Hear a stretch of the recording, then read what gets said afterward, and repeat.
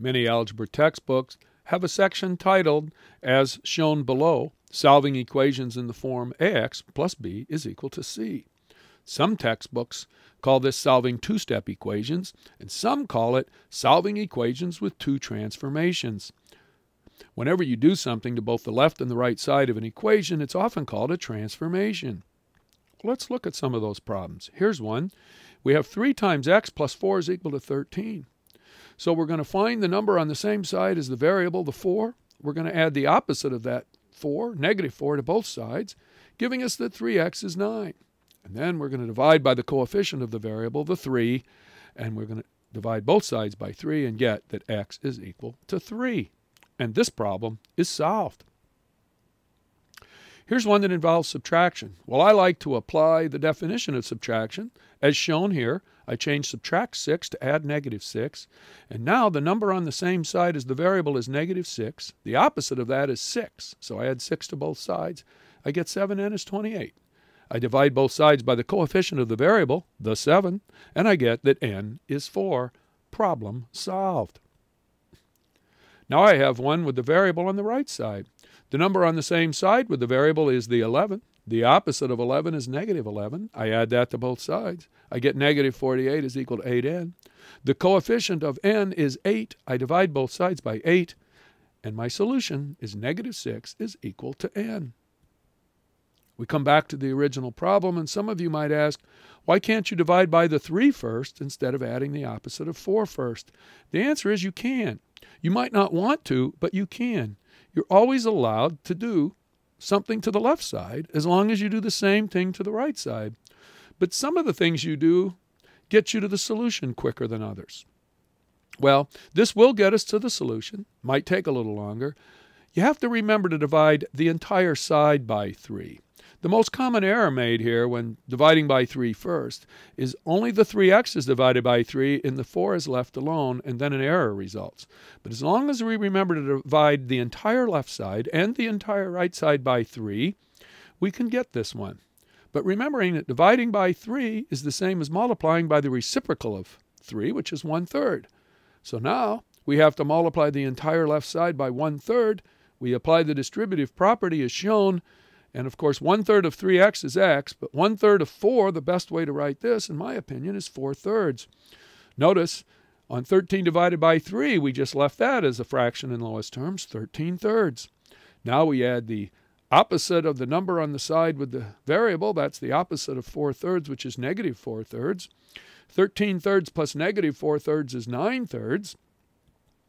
And then we look at the 9/3 and we realize that's not too tough. We can put that in lowest terms and get that x is equal to 3. We're also happy because the first time we did the problem, we got x is equal to 3. It's the same problem. It's only got one solution. We just showed the work 2 different ways. Well, one of the reasons we liked the first way in the previous problem is because when we did it the second way, we had a lot of fractions. Well, some problems have fractions, and there's nothing we can do about it. Here's an example. We add negative 11 to both sides, and we get 8x is 52. We divide 52 by 8, and that does not come out to be a counting number. It comes out to be 13/2. That's one way to write it. You could also write 6.5, or you could write 6.5. All 3 of those numbers are acceptable ways to write the solution to this equation. Here's a problem that has an extra step. It's not totally in the form ax plus b equals c because we've surrounded the ax plus b with parentheses and multiplied the whole thing by 4. Well, we can apply the distributive property to get 12x plus 20 is equal to 8, and now we have it in the form that we've already seen several examples of. We add the opposite of 20 to both sides. We get a negative number this time. That's not a problem. We divide both sides by the coefficient of x, which is 12. And negative 12 divided by 12 is negative 1, and that's the solution to this equation. There is another way to do it, however. We could divide both sides by the 4 first. But to try to explain why that works, we're going to use something called substitution. We're going to say, let's look at that 3x plus 5, the expression in the group. And let's let that equal a new variable, and that variable we're going to pick as n. So now instead of 4 times the group, 3x plus 5, we just have 4n equals 8. We substitute it. This is a short problem. We divide both sides by 4, and we get that n is equal to 2. But remember, we said earlier that n is equal to 3x plus 5. So we substitute again. As shown here, we take the 3x plus 5 and replace n with that. So 3x plus 5 is equal to 2. Now we have a new equation, and we need a little more room to solve this one, so we'll go to a clean page. And the first thing we're going to do is add negative 5 to both sides. We get 3x is equal to negative 3. We divide by 3, and we get x is equal to negative 1. And we're happy again because we'd already done this problem another way. We got negative 1 that time.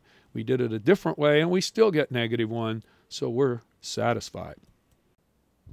Once you have a good understanding of the distributive property, you can probably show your work in a shorter way than we did previously when we let 3x plus 5 equal the variable n.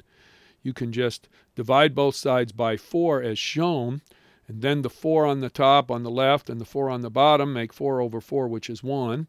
And since 1 times 3x plus 5 is 3x plus 5, we now have that 3x plus 5 is equal to 2, because 8 divided by 4 is 2. Now we finish up the way we finished up earlier, and we get the 3x is negative 3, and our solution is still, for the third time, x is equal to negative 1.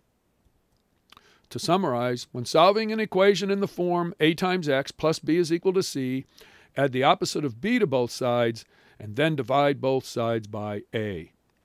Or in other words, add the opposite of the number on the same side with the variable to both sides, and then divide both sides by the coefficient of the variable.